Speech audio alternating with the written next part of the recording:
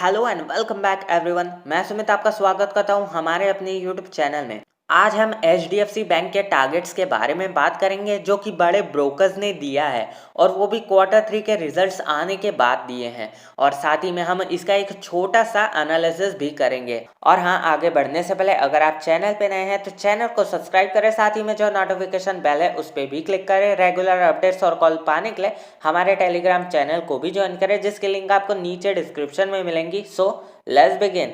तो सबसे पहले हम क्विकली जो क्वार्टर 3 के रिजल्ट्स हैं उस पर नजर डालते हैं। सो एचडीएफसी बैंक ने 18.1% नेट प्रॉफिट ग्रोथ रिपोर्ट किया था, जो कि था 8758.3 करोड़ रुपीस, जिसने स्ट्रीट के एस्टिमेट को भी बीट किया है। नेट इंटरेस्ट इनकम की अगर हम बात करें तो इसमें हमें 15.1% ईयर ऑन ईयर बेसिस पे एक अच्छी सी ग्रोथ देखने को मिली, जो कि 16,317 करोड़ रुपीस की है। आप लोग तो जानते ही हैं कि जब भी किसी भी बड़ी कंपनी का अगर रिजल्ट आने वाला होता है या क्वार्टर के रिजल्ट्स आने वाले होते हैं तो कुछ ब्रोकर्स के ग्रुप होते हैं, वो एस्टिमेट लगाते हैं।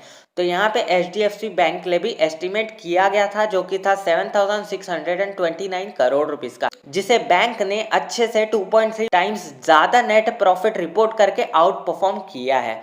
तो अब हम कुछ बैंकिंग सेक्टर के कुछ इंपॉर्टेंट एलिमेंट्स के बारे में भी हम बात कर लेते हैं। तो सबसे पहला है ग्रॉस एनपीए, जो कि आपको 0.8% का देखने को मिल रहा है। और नेट एनपीए की अगर हम बात करें तो आपको 0.09% का देखने को मिल रहा है, जबकि लास्ट क्वार्टर की अगर हम बात करें तो 0.17% था लास्ट क्वार्टर में।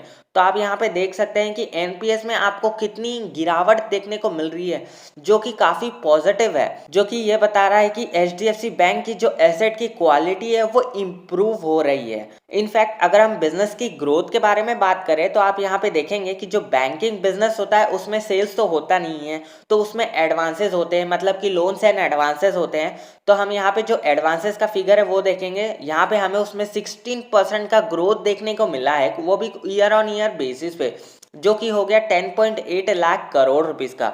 और अगर आप डिपॉजिट्स को देखेंगे ना तो ये आपको 19% का देखने को मिलेगा ईयर ऑन ईयर बेसिस पे, जो कि काफ़ी अच्छा है। और currently deposit 12.7 lakh crore rupees हमें देखने को मिल रहा है। सो ओवरऑल अगर हम बिजनेस की बात करें तो एचडीएफसी बैंक का जो बिजनेस है वो काफ़ी अच्छी तरीके से ग्रो हो रहा है, काफ़ी अच्छा है। कुछ इसके इंपॉर्टेंट की मैट्रिक्स के बारे में भी अब हम बात कर लेते हैं। तो price to book value ratios आपको 4.54 का मिल रहा है, जबकि सेक्टर का आपको 2.44 का मिल रहा है। तो अगर आप इन दोनों को कंपेयर करेंगे तो आप देखेंगे कि इंडस्ट्री के मुकाबले जो कंपनी का पीबी है वो काफ़ी हमें प्रीमियम में देखने को मिल रहा है। और ये सच भी बात है कि एचडीएफसी बैंक हमेशा प्रीमियम में ही हमें ट्रीट करते हुए मिलेगा। कंपनी के मार्केट कैपिटलाइजेशन के बारे में बात करें तो इसका मार्केट कैपिटलाइजेशन है 8,07,788 करोड़ रुपीस का। बुक वैल्यू की अगर हम बात करें तो 320 रुपीस पर शेयर की बुक वैल्यू है। और रिटर्न ऑन कैपिटल एम्प्लॉयड आपको 7.31% का देखने को मिलेगा।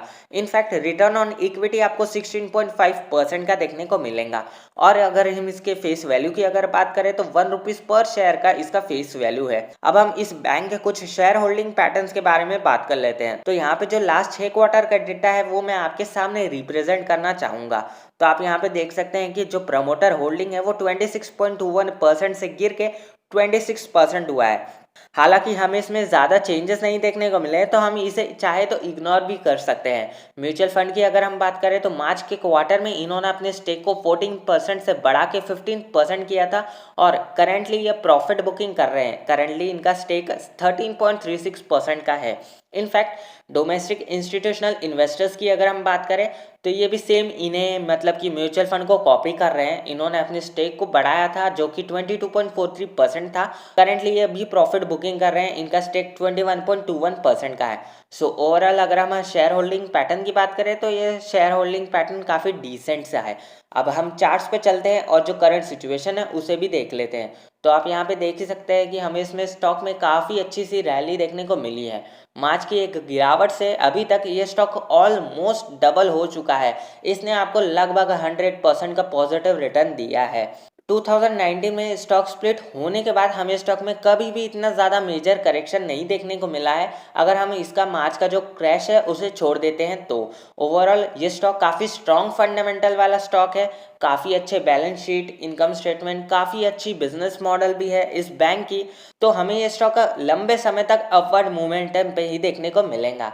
अगर हम कुछ इंडिकेटर्स की बात करें तो RSI हमें 67 का मिल रहा है, जो कि काफ़ी स्ट्रांग है। MACD की अगर हम बात करें तो इसमें हमें एक बुलिश क्रॉसओवर देखने को मिल रहा है। मनी फ्लो इंडेक्स की अगर हम बात करें तो यह हमें 72 का मिल रहा है, जो कि नियरली ओवरबॉट जोन को दर्शा रहा है। एक्सपोनेंशियल मूविंग एवरेजेस की अगर हम बात करें तो 50 डेज का EMA हमें 1382 रुपीज़ का मिल रहा है, जहाँ पे हमें 100 डेज का EMA मिल रहा है 1303 का, जो कि काफ़ी स्ट्रॉन्ग सपोर्ट है इस स्टॉक के लिए। और अगर 100 डेज का EMA इसका एज अ सपोर्ट टूटता है तो इसका जो 200 डेज का EMA हमें मिल रहा है 1277 रुपीज़ का, वो भी काफ़ी स्ट्रॉन्ग सपोर्ट है। अगर ये तोड़ के स्टॉक नीचे जाता है तो स्टॉक डाउन ट्रेंड में आ जाता है। हालांकि अभी हमें इसमें काफ़ी अच्छी तेज़ी देखने को मिलने वाली है। ओवरऑल अगर हमें ट्रेंड की बात करें तो इसका जो ट्रेंड है वो पॉजिटिव है, जो कि हमें यही बता रहा है कि स्टॉक में अभी भी हमें तेज़ी देखने को मिलने वाली है। अब कुछ ब्रोकर्स के टारगेट के बारे में हम बात कर लेते हैं। और हाँ, मैं आपको ये बता दूं कि ये जो सारे टारगेट्स हैं जो ब्रोकर्स ने दिए हैं वो Q3 के रिजल्ट्स के बाद के हैं। तो यहाँ पे जो जेफरीज है इन्होंने बाय रेटिंग दी है HDFC बैंक को और टारगेट दिया है 1800 रुपीज़ का। MK ने 1850 रुपीज़ का टारगेट दिया है। मोतीलाल ओसवाल ने 1720 रुपीज़ का टारगेट दिया है। इन्वेस्ट ने 1680 रुपीज़ का टारगेट दिया है। IDBI कैपिटल ने 1740 रुपीज़ का टारगेट दिया है। कोटक इंस्टीट्यूशनल इक्विटीज ने 1550 रुपीज़ का टारगेट दिया है। लास्ट बट नॉट लिस्ट मैर्क्यू ने 2005 रुपीज़ का टारगेट प्राइस दिया है। सो ओवरऑल अगर हम इसका एवरेज निकालते हैं तो 1750 के आसपास इसका एक टारगेट प्राइस हमें देखने को मिल रहा है। लेकिन इसका ये मतलब नहीं है कि हमें इस लेवल पे प्रॉफिट बुकिंग कर लेनी चाहिए। मैं तो यही कहूँगा कि ये स्टॉक काफ़ी अच्छा है, लॉन्ग टर्म के लिए इस स्टॉक को होल्ड करिए, काफ़ी अच्छे रिटर्न्स आपको ये स्टॉक बना के देने वाला है। खैर आगे तो सारे डिसीजन आपके हैं, कोई भी डिसीजन लेने से पहले अपना पूरा एनालिसिस कर ले, अपनी पूरी स्टडी कर ले और फिर ही कोई डिसीजन ले। तो वीडियो अगर अच्छी लगी हो चैनल को सब्सक्राइब करें, लाइक करें, शेयर करें। मिलते हैं अगले वीडियो में, तब तक ले नमस्कार और